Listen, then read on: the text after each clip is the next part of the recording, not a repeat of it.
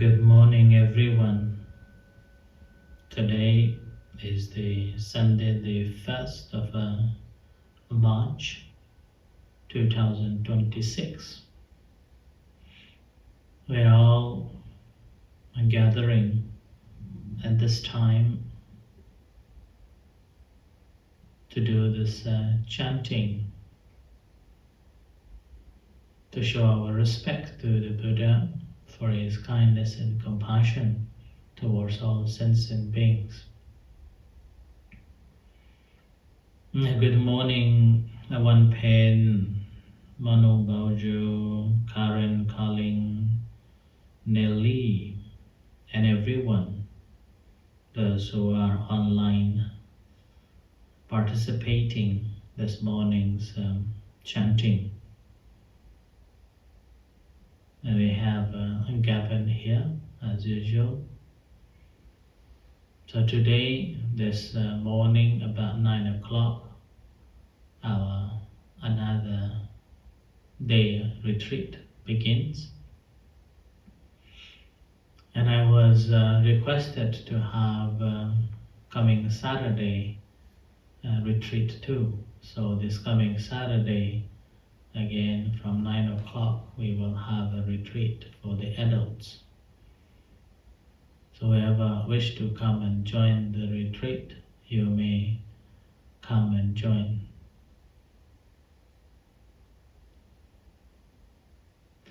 In the meantime, only just over 2 months left for the event, one of the biggest event on the 17th of May.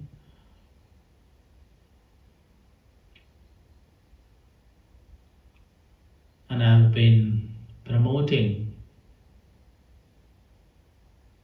the event and encouraging and inviting our members to support and sponsor various items. Not only the marker stone, crystal bowls, accommodation for the monks, traveling, and also offering to the monks.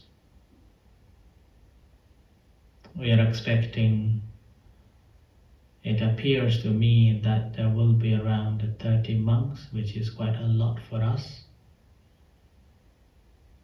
And usually we offer each monk £100 on the day of event.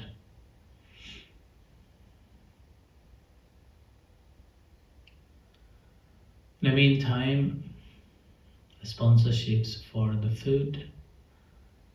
There are some sponsorships for the food which I haven't announced yet. Prani also sponsored a couple of a dish, and Yong Yu from Inverness, as well as Dhammadutta, Le Dhammadutta from America. They are going to make the roti, a bread fresh cooked with the eggs on. Wherever this group visits, they normally have this roti as the sponsorship. And there are a number of other members who have already pledged that they will do the breakfasts on 3 days. Friday, Saturday, Sunday, or even Monday lunch. So we are getting closer, and the next week, one monk from London, Tan E Kachai, is coming up to help us to find to designate the holes where we will be building up a foundation to enshrine the marker stones. And yesterday I received the metal plates, fine metal plates, which I will distribute our members to write their names, and I will collect them before the event so that we will be able to put those names around the stone bowls, simply to be part, all the members to be part of this creation of the sacred place. So these gold plates, I will, not a gold plate, the metal plate, brass, made of a brass, I will distribute it, and there is no charge for it. But if you wish to offer any donations for that, you're most welcome. As the day light increases, it also gives us an opportunity to work and prepare bit by bit beforehand the event comes.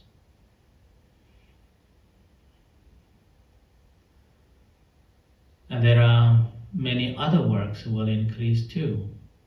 As the spring starts, all the grasses will become more fast, all the grasses will grow faster, needing constant cutting and preparing, make it tidy.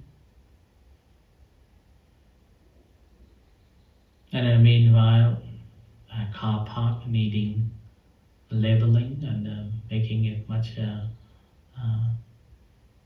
durable for the drive-through. So that there are some things still going on and waiting for the congratulatory letters from senior monks before I send the booklet off to print. So these are the basically good things, but in the same time, unknowingly, there is a stress on, particularly I would say, on me.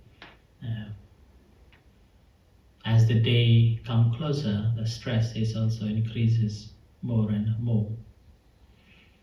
Nevertheless, one way or another, I believe it is going to end.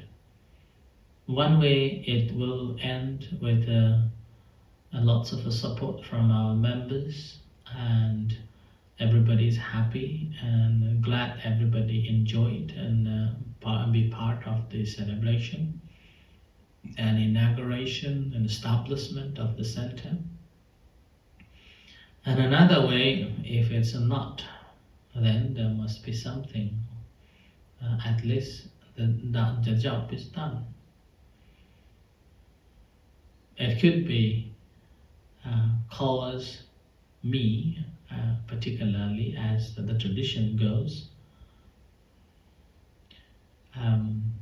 caused me in a position of illnesses as well as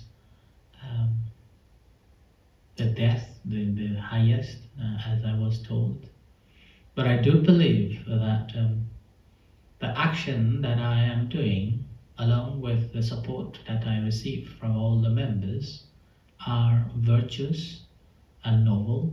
So I do believe that these won't happen. Even if it did, then I am no worried, because in my life I feel that I have done my best and I have done whatever I could. These I'm not doing for myself. These I'm doing for the sasana, for the community. So I have dedicated this life and the time for the establishment of this without expecting anything. But I receive a lot of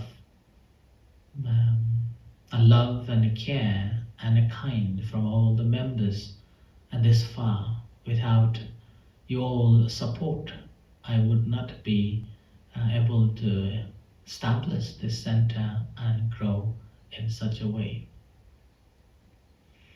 And so I'm very humbled and very touched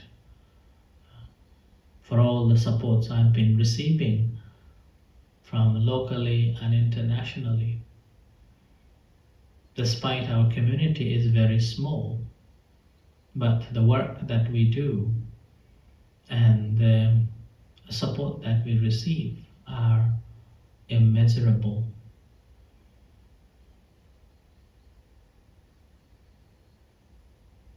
Truly, it is immeasurable, and it's a great merit that we are all receiving. That's why I always feel so grateful and gratitude to all the supports that I have been receiving to work and spread the teachings of the Buddha, which is another reason why our center has become the hub for many ethnic groups and many nationalities. Although we are practicing the Thai tradition, that we are not following all the Thai cultures, but we are just practicing the Thai Buddhist way of living, which emphasize the chanting, which emphasize living in accordance with the Vinaya, and it emphasizes the kindness and compassion towards all sentient beings. So we try to stand on the Thai platform and studying the Dhamma and practice in accordance with what the Buddha taught. What the Buddha taught is universal. Whoever studies, and that is a universal. If we follow the Buddha's teachings, then there won't be any identities, and there won't be ego and conceit on ourselves. As the Buddha's teachings is to give up the identity, give up the conceit, give up the ego, which is very against with the current worldly stream. The worldly stream emphasize and encourage us to identify us with the ethnicity, with the nationality, with the religion, which is again is one of the reasons of conflicts and causes and wars that we find in this human civilization. And day by day we are become so attached to it, and we become perceived as such and such based on ethnicity, based on nationality, based on religion. Whereas Buddha's teaching is something very different, that we have to give up all these and see all humans are equal. See that we all beings are equal. Equal in a sense that we are the owner of our own action. Whatever we do, we are the one who are responsible of. We are heir to the karma, the actions that we do. At the very moment when we are attached to the ethnicity, nationality, religions, name and fame, then this is against with the teachings of the Buddha. They even call Buddhists, in a way, that's not a proper identity. The very moment we have attained the Sotapanna, the stream enterer, then that moment there is no ethnicity, there is no nationality, there is no I, me, mine, there is no attachment to this body as a five aggregate, nothing. And that is the very moment a person really becomes a real Buddhist. Now, current world, we are calling ourselves as a Buddhist simply to identify or simply to fit in the worldly constructed ideology. But that is not the real Buddhist yet. We are trainers. We are training to be a real Buddhist. So the practice of the Dhamma basically is to be a real Buddhist, not just a name because of the birth that we are born in the Buddhist family, not because that we are born in the Buddhist ethnic group, not because we are born in a country where Buddhism is a majority, not because that we have been taught and we are brought up as a Buddhist, that we will be a real Buddhist. But the real Buddhist, basically we become the moment when we are practicing in accordance with the Buddha's teachings. We have the Triple Gem as our refuge, the Buddha, the Dhamma, and the Sangha as our refuge. Having that refuge, we will not violate the 5 precepts. We will strictly practicing the 5 precepts. And we have loving kindness and compassion to all sentient beings, which helps us or which assists to free this ego, conceit, and identity. Then that is the moment a person becomes a real Buddhist. And that is the stage, we call it Sotapanna, or a stream enterer. Until then, we are just the learners, like the students. We're learning. We're learning the teachings. We're learning the Dhamma. We're learning to show or to be a real follower of a student or a student of the Buddha. Our faith hasn't been strong enough yet. Even we take a refuge on a Buddha, Dhamma, Sangha, our faith is not strong enough yet, which is the reason why we cannot dedicate ourselves towards even just to pray or study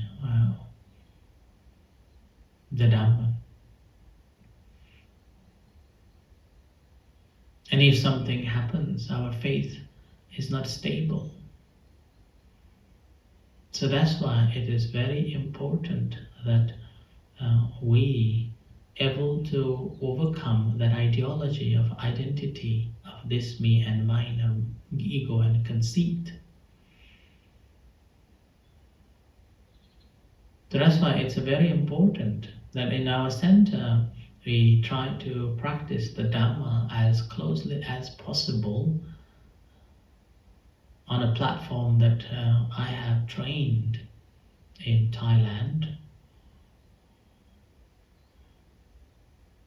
And our goal is to study and understand the real Dhamma, which really helps us to free from the sufferings. Not only free from the sufferings, but also it is a pathway to reborn in heavenly realms.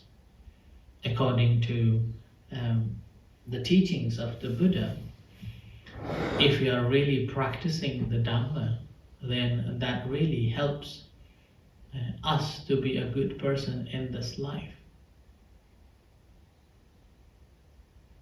When we talk about a Dhamma, the good person in this life, a person who is good in this life and living and abide by the Dhamma, that person will happy here and also hereafter. There's more likely to be reborn in the heavenly realms. Not only reborning as a member of the heavenly realms, there's a possibility that one could become the a head of the certain realms. Like there are many stories comes in this in the scripture, and that Lord Indra or the Sakka, Saka in Pali and Sanskrit Indra. Their position is not as static as the king forever. Their status will fall away as someone who is more merit, someone who has earned more merits, someone who has done some good things in the human world. If they passed away and reborn in those realms, then they could be replaced. So that's why one of the vows that a being, a person, makes and then practice in accordance with those dhammas, then more chance that when someone reborn in the heavenly realms, they could become the king, the Saka, replacing the previous Saka, the king of the gods. So one of the stories that tells the vows that when the Buddha was living in Savatthi, the Jetasa group, the temple that Anathapindika established, the Buddha told the story that during that time, one of the Saka, so he told the story that in a former life, when that Saka, the Lord of the gods, was a human being, he undertook certain vows to practice while he was a human. And the Buddha further said that because of those vows, and he practiced in accordance with those vows, after dissolution of the five aggregate, he will be born in the heavens and become the king. And among those vows, if I remember correctly, there are, I think, 7 vows. So number 1, that as long as I am alive, may I support my parents. So supporting parents is one of the key in Buddha's teachings. So he said that the Saka took a vow that as long as I'm still alive, may I support my parents. And not only supporting the parents, the second vow that he took was that he will respect the senior member of the family.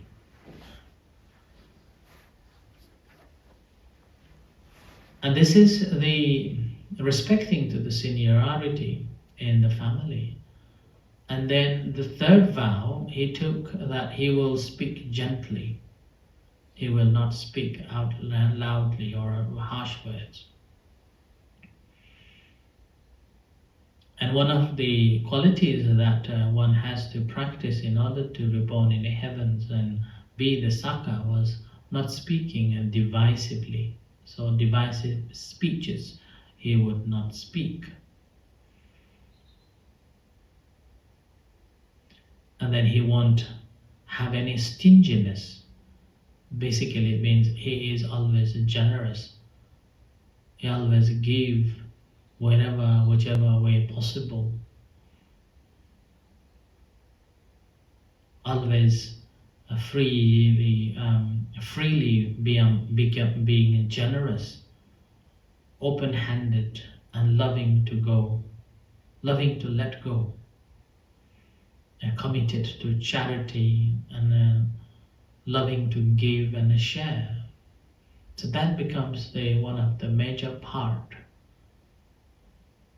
of his practice. Stinginess is against giving the dana, basically, in a short form. And the one I like, the one that says open-handed. Yeah, open-handed basically means he always ready to give. If somebody asks, he try to give, or he gives without any hesitation. Which I try to practice as well, but it's very hard very, very hard. But I do check myself too whenever somebody asks something out of me. If there is, I try to give. That's called open-handed.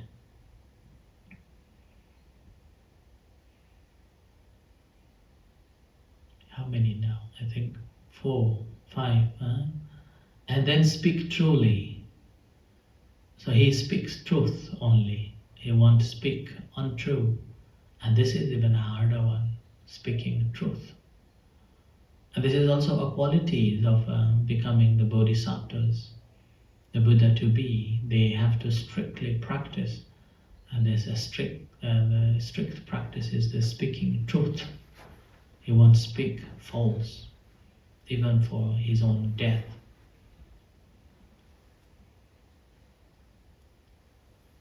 And then another quality is truth.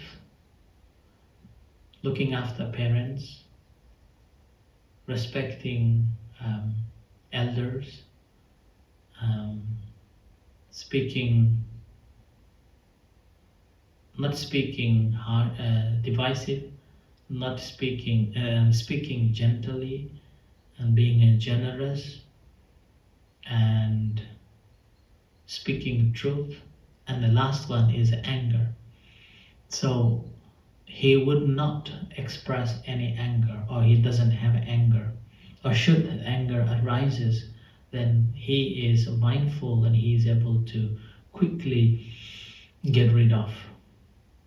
And this anger is very difficult one. So these are the 7 vows that a human, a person who makes it, and while the person is a human and practicing in accordance with that,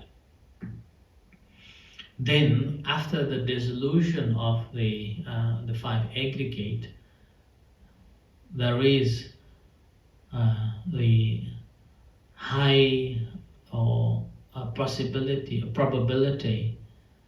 or most likely, when that person reborns in the heavenly worlds. Normally it's called a Tavatimsa or Triatimsa Devaloka. Tavatimsa Devaloka means 30,000 devas. 30,000 Triatimsa, something. Triatimsa Devaloka. That means the 33 declare as a 33 I think 33 Devaloka, Triatimsa Devaloka. Anyway, so this is the one of the realms that he will reborn, and when he reborns, he will be the head of, or the head of the that realms. So that's why this is again another story that I don't know how I end up here, but this is simply to express that the study of the Dhamma is not about being proud of being a Buddhist, or being proud of a Buddhist family, or being proud of this nation or that nation, but ability to get rid of the identity and become a real Buddhist. And when we are practicing in this part of the Dhamma, what will have these virtues that will help us to reborn in the heavenly realms, not only reborning in the heavenly realms, but will become the head of those realms as well. So that while we are human beings, we are encouraged to practice such and such practices, starting from the looking after our parents, respecting elders, speaking gently, not speaking slander, being generous and not angry, and speaking truth. So these are the vows. If we can practice, definitely we will be happy here, we will be respected, we will gain fame, we will be in a high respectful state, as well as after dissolution of our life, we will be reborn in heavenly worlds. So I wish you all the best on the path, and we practice together and grow in the path to the liberation eventually. Right, may you all be well and happy. So let's, because we are having a 9 o'clock again, so we will stop quite early, bit early, and then we'll come back again to practice at 9 o'clock.